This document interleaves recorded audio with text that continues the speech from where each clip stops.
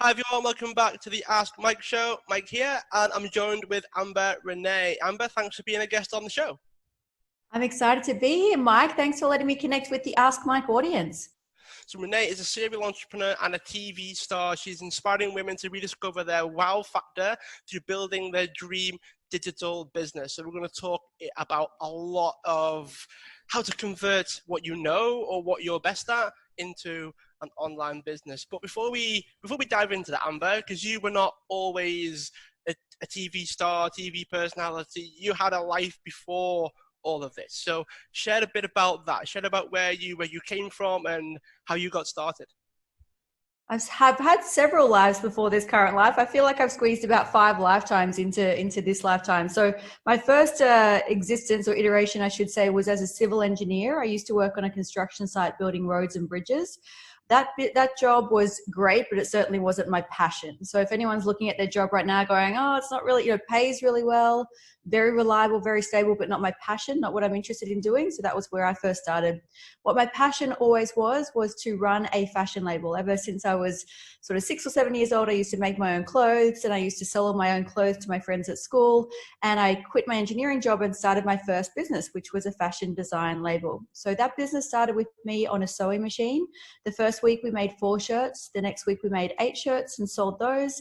And then 5 years later, I had 120 accounts around the world. We exported to Paris, Tokyo, LA, and South Africa. I did runway shows all over the globe and dressed some of the biggest celebrities of the day, which back in the day was Paris Hilton. And this was before the internet, Mike. So for us to do influencer marketing and get international accounts before the internet, it was kind of a big deal. Yeah. So that was the first iteration of business. And that was all I ever wanted to do. I only ever wanted to run a fashion label my whole life. It was my dream since I was a little girl. And that business was great until... Oh my God, I'm so sorry. It's all right. Sorry, my TV has just turned itself on. So I'm just going to start from the start. This was my dream business ever since I was a little girl. It's all that I've ever wanted to do. And I thought I was going to run that business my whole life. Only I say the universe lovingly pushed me out of that business. So the manufacturer that I had set up offshore, they went out of business, which forced me to go out of business. So I found myself bankrupt. By that point, I had worked myself basically to death. So I was hospitalized with cancer. I had stomach ulcers. I was on anti-anxiety and antidepressants, and basically had no passion. I had no purpose. Like, that's all that I ever wanted to do for as long as I could remember. So that was sort of the first instance of me, deep diving into a huge life change and unpacking what that looks like in terms of ego and identity, because that was the first business I ever created. I had a lot of ego wrapped up in that business. I was that label. So when it ended, it was a extremely difficult time, and we can certainly chat about it a little bit later. So that was my second business. First business, I swore I would never, ever, ever have another business ever again. That lasted about a year. Turns out I'm a terrible employee. So after going back and getting a day job for about a year, I realized that I'm a born entrepreneur. So I started my second business, which was a fashion styling business. So this is a one-on-one consulting business. So this started with me. I just moved to a new town. I had no contact, no network, no clue, no idea. And I just woke up and changed my email signature from fashion designer to fashion stylist and figured the rest out from there. So 3 years after running this business, I got offered 2 of the best contracts in the country. I was the fashion editor for Women's Health and Fitness magazine and the resident stylist for Southern Cross Austereo, which at the time was our biggest radio and TV network. So I had these 2 really sweet fashion styling jobs, which most people would work for a decade or an entire career, and they wouldn't get either of them. But I got 2 of these amazing contracts. At the time, I was also a TV presenter for Fashion TV Australia. So I was living my best #fashion life. I was dressing celebrities for events like the Cannes Film Festival. I was interviewing A-list celebrities like Ruby Rose and Andie MacDowell. And I was just, immersed in all the glamour and fashion styling. So again, I thought that this was my best life, and I would never have ever have quit that life. I, thought it was, the best thing that I could ever do. But again, the universe had other plans for me. So again, the universe came along and lovingly pushed me out of that career And in a similar kind of instance of what I feel like people are experiencing right now. So as people going through changes thanks to the current global crisis, I was going through changes thanks to the global financial crisis. So the GFC, the effects of the GFC finally hit Australia, and all monies for things like fashion styling and TV presenting dried up, and I was left unemployed and unemployable. So I could not get work as a fashion stylist. I could not get work as a fashion designer. I tried to go back to the construction site. They wouldn't even give me a job, and I had absolutely nothing left. So again, was faced with this just extreme depression and this extreme lack of purpose, lack of sense of self, lack of identity. And again, had to really rebuild myself and pick myself up and figure out what the next iteration of my life was going to look like. So at the time, and you know, we talk about people discovering their purpose, and we can get into this a bit later, but at the time, all that I had left was the knowledge. I just knew a lot about running a really successful fashion stylist, and there was no one teaching it. There was no one helping other people. There were no mentors. You couldn't go and do an online course. It didn't exist. So my brother at the time was like, you should create an online course teaching people how to become a fashion stylist. And so, not knowing anything about digital marketing, I sat down one day, got my iPhone out, and just recorded everything that I know about building a really successful fashion styling business. And that e-course is now one of my most successful e-courses. It makes me 6 figures every year on complete autopilot. I haven't looked at it or touched it since the day that I since the first year that I had this business. And this business has now gone on to be this multi-6-figure global brand, where I have now 4 6-figure e-courses that teach various things that I've learned over the years. So the first e-course teaches fashion styling. The second e-course teaches personal branding and all the stuff that I learned as a celebrity stylist and TV presenter. So how to be the face of your brand and communicate powerfully. The third e-course is all about mindset, because as you've just heard, I had to develop a pretty rock solid mindset to get myself through some of those hardships. And then the fourth e-course is my latest one, which is called Freedom Funnels, which teaches you how to build this business. So how to create e-courses and how to automate them through funnels. And I share these stories because I would never have chosen an e-course business. You know, all that I ever wanted to do was the fashion lifestyle. You know, I love fashion, I love glamour, and I would never have, you know, I never thought, oh, gee, I just want to work from my laptop on a deserted island. You know, I would never have chosen it, never in my wildest dreams. But it turns out that this business is actually way more in alignment with my values, with my goals in life, with actually my personality, because I'm a huge introvert. So I actually don't like going to parties and events and meeting people. I love sitting behind my computer. I love teaching. I love sharing knowledge. I love empowering people. And so this business is so much more aligned, but I would never have chosen it. So if people are in a current situation where they're going, hey, the universe is pushing me out of my current situation, my current job, my current business, and they're not sure where to head, where to pivot, this catchphrase at the moment, they're not sure what the next step is for them. Just remember, it may not feel like what you thought it was going to feel like. You know, it wasn't when I started the fashion label and I knew exactly from day one I was always going to have that fashion label. No, I never sat around dreaming about working on a laptop and living a remote digital nomad lifestyle. But the universe led me down this path. And as it turns out, it's the most aligned and on purpose that I've ever felt in my life.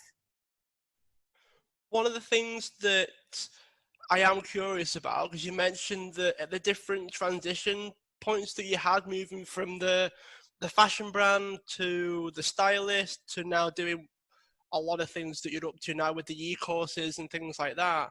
A lot of the things that you mentioned where you kind of spiraled a little bit and then you had to rebuild yourself. So what's the difference between those transition moments? So between the brand to the stylist, what did you do to repurpose yourself almost? But then how do you then define yourself now in a way that kind of prevents that from happening again? Because you had to cultivate this mindset, but if you did the same things that you did way back when, you might end up repeating the cycle. So what was the difference between those two moments and what you did to rebuild yourself? So I think the actual rebuilding or the starting of the new businesses, this is what I talk about when people are figuring out what their purpose is that we all think that, you know, we're going to wake up one day and we're going to have this big flashing sign that says, this is your purpose, look over here, this is it. But that's not what my experience has been when I've started these businesses. So each of them, after, you know, the fashion styling business, which started off the back of a period of depression, and then this business, which again started off a similar period. Neither of these businesses, I didn't set out to grow mega brands with either of them. I didn't have big vision. I didn't know it was going to turn into these global brands with, you know, with all the money or anything. I just thought, well, that's what I'm interested in doing that day. That's what I'm passionate about learning about. And I just was happy enough to go and do it for free and learn about it and experience it, because it made me feel good. It lit me up. It gave me purpose. It gave me a sense of self. It made me feel like I was passionate about something again. And that's what I believe is finding a purpose. I don't think it's this big flashing light. And I don't think it's, you know, maybe it's something you've always dreamed of, but mostly it's something that, like, you're interested enough in learning about and doing for free, or for, you know, to help people. That's where your purpose will come from. Because in my experience, and certainly in this e-course business, I just started this. I remember in my first year, I took 18 e-courses about how to do e-courses. So I learned about digital marketing. I learned about funnels. I learned about email marketing. I learned about copywriting. And I did that because I was passionate about it. It wasn't because I was, you know, imagining I'm going to work on a laptop in a tropical island. No, it wasn't because of that. It was because I just followed my passion. I followed my bliss. And I feel like that's where people go wrong with this whole thing, is that they go, oh, well, you know, I can't see the big end goal of the global business. Well, no, don't aim for that just yet. At the moment, you just want to aim for, what are you happy enough to do for free, even if it never pays your bills for you? One of the things that some people may be thinking about is maybe starting a course, or maybe starting this online business, especially with the way the world is right now. It's so uncertain, everything's different, everything's up in the air, no one really knows what's happening. There's a lot of confusion going on, that's for sure, particularly with the people that I spend my time with anyway. One of the things that might be running through their heads is, at what point do you decide to create a course on something? So the example that I would probably give would be, I don't know, let's just use podcasting as an example, right? Because the very successful podcasters that probably should create courses on how to grow their podcasts don't, because they're already doing okay doing their thing, right? They don't need to do the course, so they don't. It tends to be the people that create those courses that, yeah, they feel like obliged to help, but the hyper successful people in that particular industry or skill, if you will, they feel like they probably don't need it. They don't feel that sense of, well, I'll just do this and do that because I don't need to do the course. You know, that tends to be how some of them might think. But what runs through your mind when you're deciding to put the course together? Because you do come across as someone that would have to have a level of success before they build a course on it. It's not just you read a few books and then you decide to put a course on something. You do go across as someone that has achieved something, has done something with what knowledge they have, and then they want to help others do the same. But at what point do you turn around and say, okay, the course is what's next? I think if you're looking at when to build a course, I think what 2020 has pointed out to everyone is that the time is now to build your own estate. I call it my estate content. So the time is now to figure out how you're going to get a business online and figure out how you're going to turn your knowledge into cash, basically. So we know at the moment the e-course business is it's currently at something like, I think I forgot the numbers, but it's something like 300 million at the moment, and it's set to triple by 2025. So it's going to be a mega industry. And if you're not getting involved now, then you're going to be one of the late adopters. What I love about the current market is, I teach people how to create e-courses. And one of the things that I teach when you're just getting started is to go and research your competitors, find out what courses are already out there, find out what they're charging, what their branding is, what their messaging is. And I have a lot of my students come back to me and they go, Amber, I'm doing something wrong. I just can't find a course on my topic. And I'm like, well, maybe you're doing it right. And that's just the current state of the industry. And then I ask them, what a great place to be in where you're creating a business with 0 competitors, or you're creating a business with 1 or 2 competitors in the entire world. And I think to my best friend who runs a acupuncture business, she's an acupuncturist in, a city of Australia, there would be 5 acupuncturists in her city.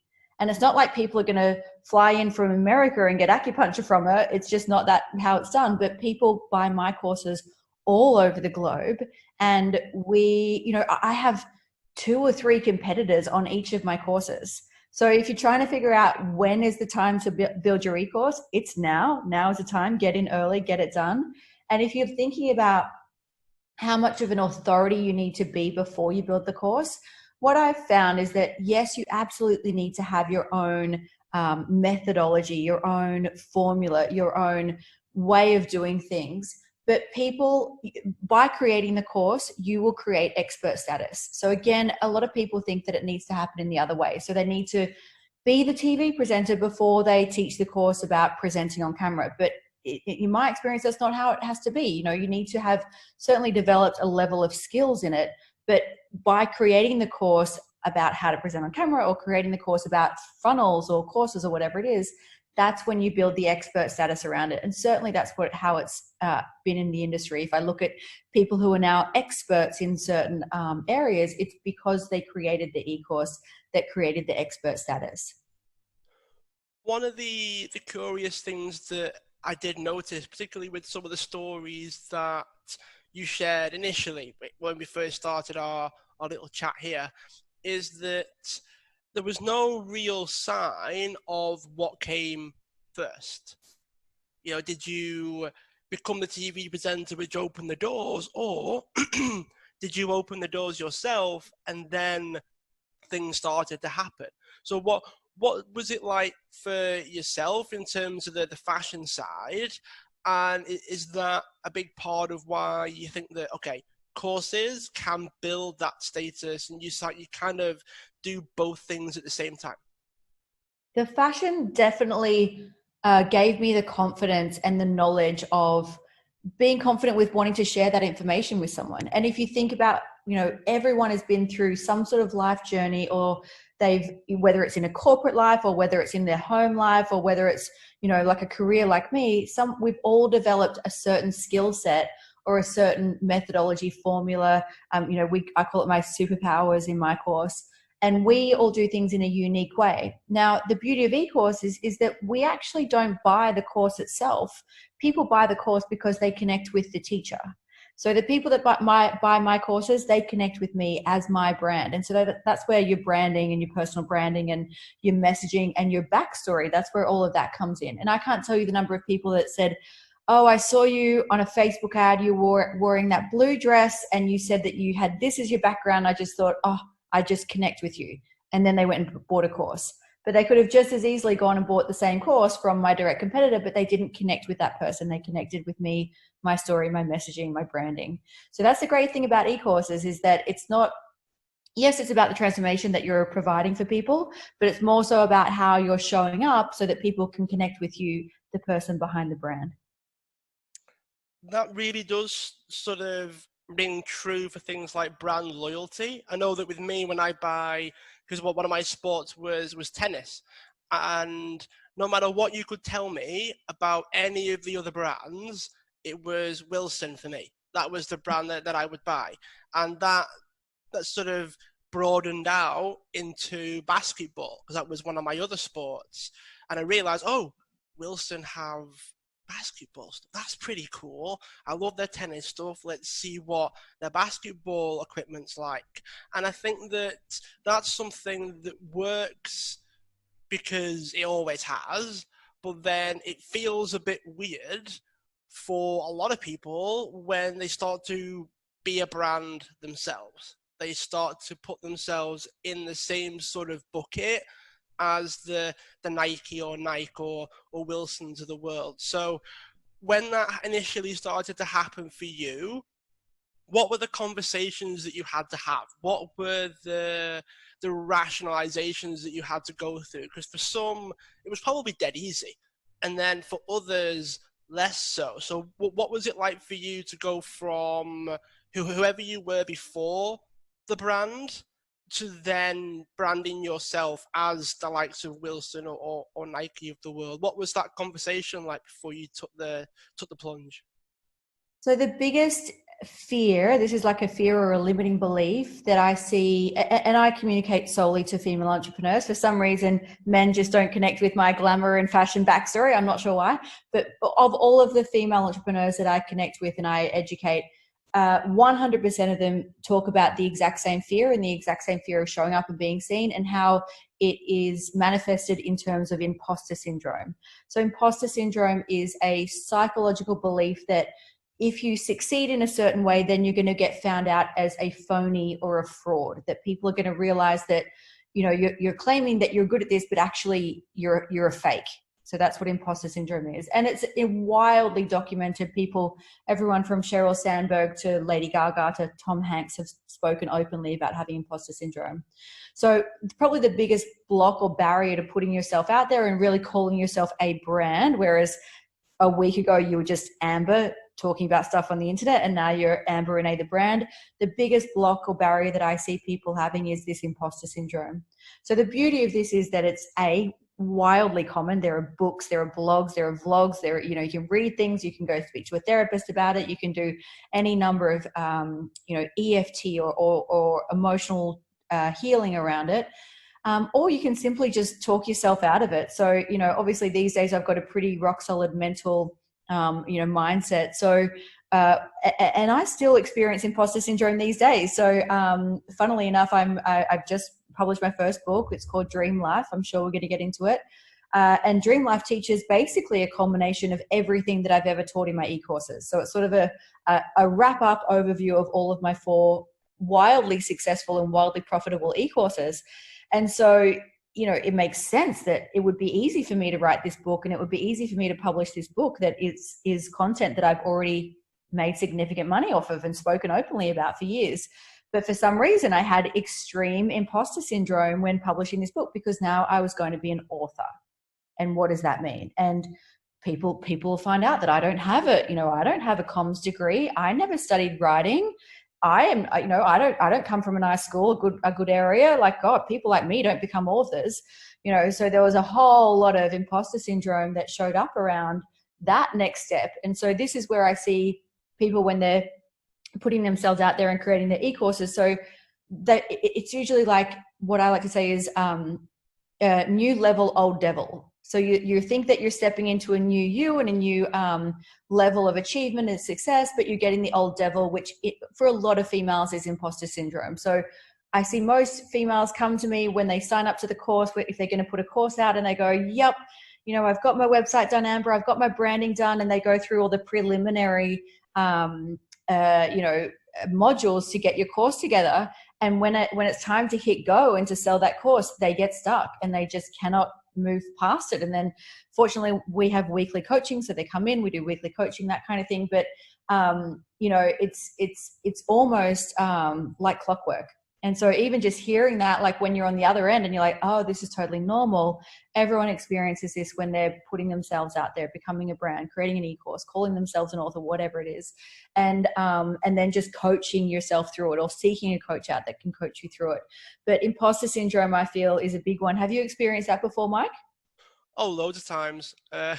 One of the things that I'm actually quite glad that you brought up is that it repeats. It's not a once and done thing. It's a cycle. If you're stretching yourself or pushing yourself, that it's going to happen. You are going to question yourself. You are going to have those conversations. And when I speak to people about it, I say, look, a lot of it is you have just got to have the conversation with yourself. It sounds weird. It sounds like you should probably sit in front of the mirror and do it, so it feels like you're talking to somebody. But that's what it was for me as well. You know, I'm a big introvert as well, so you're definitely not alone in that case, Amber. I was a bit relieved when when I could run things from my laptop myself. So you're not alone where that's concerned. But what I've noticed is the more that I stretch myself, the more the imposter syndrome comes in. And it feels weird, but there's a part of me that understands it all now. Like, I get it. It's part of the cycle. And one of the things that I feel okay with now, but I never used to feel okay with, was the simple fact that questioning yourself is actually something you want to do. Like, you imagine doing something that's massive for the first time ever, and you sit there and go, everything's going to be great. And which is fine. You can think that if you want, that's okay. But then I would have hit so many more roadblocks, and I would have been so unprepared, because you can go down the road of everything's going to be great, so I don't need to try, because everything's going to be great. Well, why would you, right? Everything's going to be great. Why would you need to? Which is the wrong conversation to have. It should be, everything's going to be great because I'm going to plan. I'm going to train. I'm going to practice. I'm going to do the work that allows me to feel like it's going to be amazing. And I've done this once where I convinced myself that I was amazing. Everything was going to be great. Everything would fall into place, you know, it would all work out really well. It would all flow amazingly well. And I realized I did nothing to prepare for it. And lo and behold, it hit me like a ton of bricks, clean in the face. And I probably had the biggest fail that I'd ever had, because I'd positive think my way into something horrible. And I think that when you mentioned that this is a repetition thing, this is going to keep happening. You're going to have to learn to have this conversation with yourself, but not in a you're perfect just as you are kind of scenario. In a, if you do the work, then you'll get the results that you want. It's not about, it's amazing, you're amazing, so you don't have to try. You're amazing because you do the work that you need to do. 100%. I mean, I don't think anyone who's had any level of success is out here going, you know, just sit there and pep talk yourself into success. I think we both know it takes a significant level of action.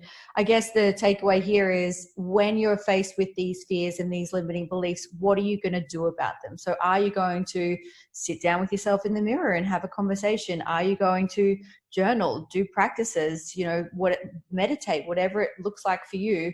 Or are you going to let that fear stop you from achieving the thing that you want to achieve? And typically what I see is that fear actually manifests as resistance. So all of a sudden they just can't push forward, can't push play, can't put the thing out for sale, can't, you know, publish the e-course, whatever it is.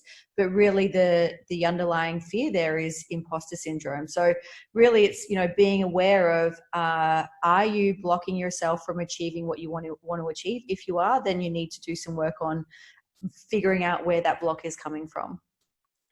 Yeah, I completely agree with it. I mean, for myself as well, I don't know whether it was pride or stubbornness or ego with the whole kind of, I could do it and I could do it on my own. So I had the whole stubbornness of, I didn't really need help, or didn't want to take help, or I feel like I was weak by asking for help or taking help or agreeing to have help along the way. That was the big thing for me. And as soon as I realized that, you know, you go much further, much faster with help, that was the thing that made me think, well, if I've got big ambitions, then it's a little weird for me to not accept help when I'm playing at a level that I've never really been before. Surely it's easier to have someone help you that is above you in that sense, to help you speed the process up.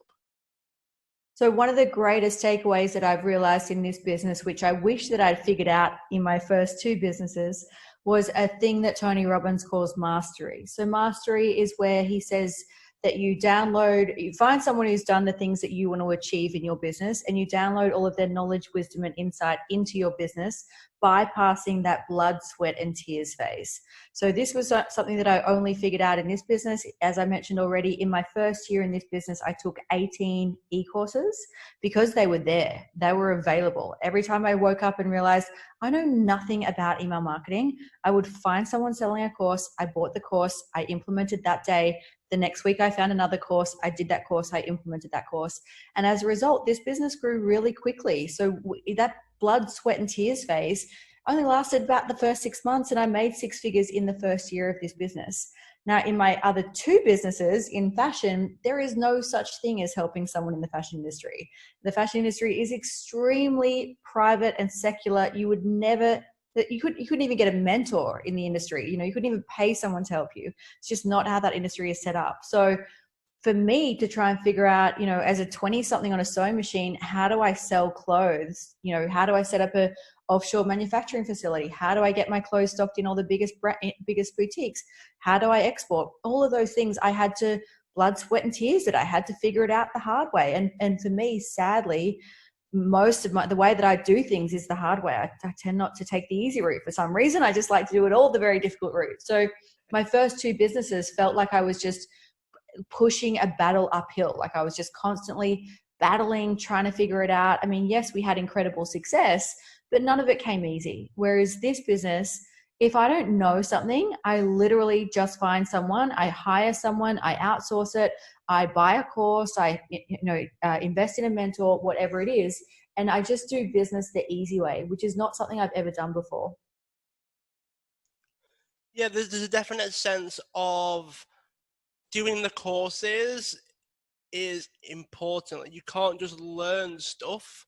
You've got to go ahead and implement it, as you said. Like, you did the courses, which 18 courses sounds like a lot, but that's because it is. You did do a lot to actually get the courses, implement the courses, to then progress. There's so many people that would do the same number of courses, maybe even more. There are people out there that go, oh, lost count how many freebies I've downloaded, or free courses that I've been on, or online courses that I've paid for, and they've just not got anywhere. I think one of the things that I want to sort of shine a light on, if you will, is you took action as well. There are so many people that could be stuck in this, oh, I'll just do the courses and everything will work out, versus, well, you've still got to do stuff as well. So it's more of just an acknowledgement of the fact that it's not just about the courses, it's about the fact that you took action as well. And I followed the courses to the letter. So if I respected someone enough to give them my hard-earned money, that meant that I was going to commit to them 100%.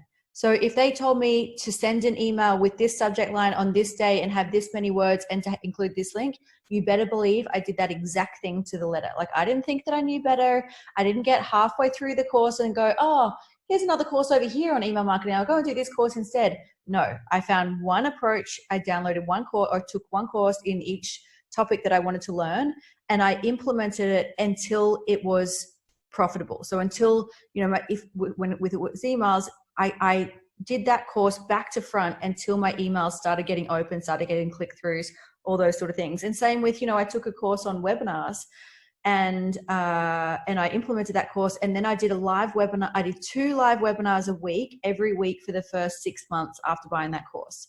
So I don't know if you've ever done a live webinar, but it's pretty stressful. It's like pretty draining. I normally, at the end, I used to do them on Thursdays, and by Thursday night, you better believe I was having a big glass of wine that night because I was exhausted. But the theory was that I would do one in the morning for my Americans, and then I would do one at night for my Australians. So that was the idea. And I did that every week for 6 months, and followed that course to the letter. So every week I would do the webinar, I'd go back to the course, I'd figure out what I'd missed in the course, or I'd figured out what I could improve in the webinar. And I just got really good at it. And that's where, it's that tenacity again that I see a lot of people going wrong in this industry, because they buy a course and they go, oh, and my students do the same. They go, Amber, I've done a webinar and I only sold 3 courses. I'm like, are you kidding me? You sold 3 courses on your first webinar? Like, my first webinar, I didn't sell a thing. My first 6 webinars, I didn't sell anything. So, and they're ready to quit after one webinar, or they're ready to, or, they're like, oh, I've done half the course and I think I'm going to go and buy another course. And you're like, just stick to one pathway, stick to something until it's profitable. Yeah. Would you say that you doing the courses yourself genuinely sped up your progress? Because you mentioned the blood, sweat and tears lasting about 6 months. my intuition tells me that that would have been a whole lot longer had you not completed and implemented those courses. So what would you say the effect or the learning curve, if you will, of doing the courses has been for you? I think it's been phenomenal. And I see my students who now come to me, and because in my signature program, Freedom Funnels, I teach you this whole business. I teach you how to build an e-course. I teach you funnels. I teach you webinars. And I teach you basically everything that I learned in those 18 courses. So, but my students come to me and they go, oh, I've been 3 years trying to figure this out by myself. Or, you know, I've been 18 months, you know, halfway through an e-course and couldn't figure out how to finish it. Or I've been, you know, I've taken 4 other courses and they didn't teach me how to get it done. So like, I just think, you know, imagine how many years, because at this point you're battling against time, you know, more so than how much money you're going to spend to take e-courses. You want to be the first e-course in your market. You know, you want to be the first one out there because you're going to get profit share. As we've just heard, the online learning industry is set to boom in the next couple of years. So you want to be speed, you know, speed to market is absolutely a huge advantage in this industry. Does the fact that you're early not come across like the white space is there because the course is not needed or not wanted? I mean, some people will look at that and go, well, clearly there's no demand for it then. But what you're saying is that it's still early doors, and that's not what it means. It means that there will be a course there. You just have to decide whether you want that to be yours or not. 100%. There will absolutely be a course in everything you can imagine over the next 5 years. So you definitely want to be the first one to be building that course. And for instance, my course is called Freedom Funnels. Most people have no idea what a funnel is. I'm way ahead of the curve on this one. And I think that I'm only just, you know, I feel like my funnels course is going to be successful in 2 years' time. Like, I don't think it's even started being successful.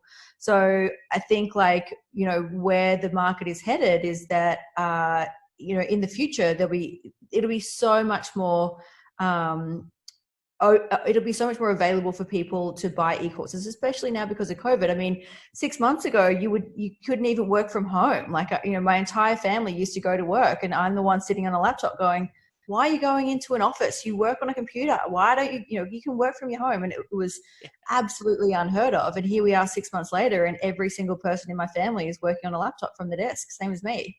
So, you know, I just think that's the future that we've all realized that, hey, we can do a Zoom meeting instead of a face-to-face. And hey, maybe we can learn, you know, we're seeing all these mega businesses implement LMS systems and do their training online. And it's just becoming more and more, you know, available and more associated. Whereas when I first started, like in 2015, I had to explain what an e-course was, you know, like, and I was teaching fashion stylists. So like to them, oh my God, technology e-course, like, you know, what the, whereas nowadays, you know, nowadays I think an e-course is a pretty normal thing. Funnel, not so much, but I'm sure everyone's going to get there.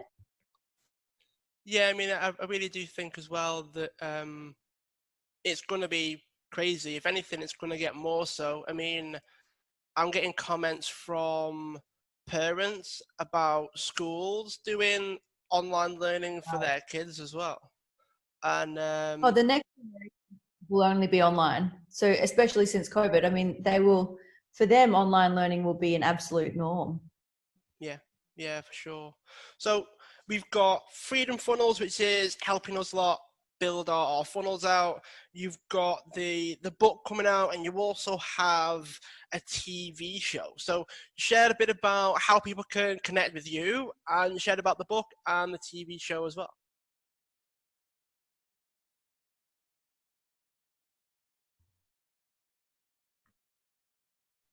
Hello? Oh, I think I lost you there. I don't know what happened. I'm so sorry. All right. Do you want? So It looks like you said just take it from the top. Yeah, I'll re-ask the question, and then it'll be easy for you to answer it then. Save you having to memorize everything. Okay. So 3, 2, 1. Okay, so you've got the course Freedom Funnels, you've got the book coming out, you've got the TV show. Share a bit about how people can connect with you, how people can find out more about your world, and share about the book and TV show as well. So it was a pretty exciting opportunity that came across my desk about a year ago. They wanted to film a TV show called DreamLife, the TV show, which follows myself and a business partner setting up an online learning academy. So obviously me being the online learning specialist, my business partner was the dating expert. And so we were going to go to America, open this new business, and the TV show is a reality show that documents the creation of this business and what life is like setting up a new business in LA. So as part of the show, my business partner interviews all these celebrities like Caitlyn Jenner and Deepak Chopra and all these other celebrities as part of the show. So there's a bit of a celebrity buzz in there, and, you know, just the glam of Hollywood and all of the sort of, you know, the glamour that goes along with that. So publicity managers and talent managers and all that kind of behind the scenes of Hollywood life. So it's a fun show. It's airing now on FYI if you're in America, and it's going to be available very soon on Amazon and Apple TV. But I've also recently launched Dream Life, the book, which is the Boss Babe's Guide to Turning Your Online Business Dream into a Reality. So a lot of what we spoke about today is available in the book. The book follows my 5-step formula, which is the acronym for DREAM. So D is for define, which is where we work on your mindset. I give you some really actionable tools for things like imposter syndrome, resistance, comparisonitis, and all the other things that I see a lot of people coming up against when starting this business. R is for rarefy, which is where we make you more unique than any diamond in the world. We develop your superpowers. It's kind of your personal branding. So superpowers, genius zone, all of that good stuff. E is for estate. So as we mentioned already, now is the time to build your estate content. So back in the day, if you're working offline, you would go and buy an estate. In the online world, in 2020 and beyond, we build our own estates. So this is where you build your ebook, your e-course, or your coaching business. A is for automate. So I'm really big on funnels and automation. I love living that laptop lifestyle and, you know, enjoying my life more than I'm working hard. I've done the hard work. Now I just want to live. So A is for automate. And then M is for magnetize. So this is where we get your traffic. So social media marketing and publicity and all of the really intelligent content marketing. And this is the order that I recommend doing business in. And it's the order that most people don't do business in. So most people start with M, which is magnetize. And they go, oh, I just need some more customers, or I need to, you know, more social media followers, or I need, you know, more people to know about my business. But actually that's the last thing that you need to be doing. You need to do the other 4 steps first. And then once you've done that, magnetize becomes really easily. So if you go and check out amber.courses, that's my website. There's a link to all of my free 1-hour masterclasses. What we spoke about today is just a fraction of the free trainings that I offer, and you can check out Dream Life, the book, there as well. Awesome, Amber. Well, it's been great to chat. Thanks for carving the time out for us, and I look forward to keeping in touch. Thanks so much for having me. I hope your audience really enjoyed it. Thanks so much, Mike. There we have it, Amber Renae joining me in the studio talking about all things e-learning and how she got to where she is today. Really enjoyed the conversation. Those of you that are new to the show, make sure you subscribe so you don't miss any of our future episodes. Leave a review if you haven't already. I love reading the reviews, and I look forward to seeing you all on the next episode.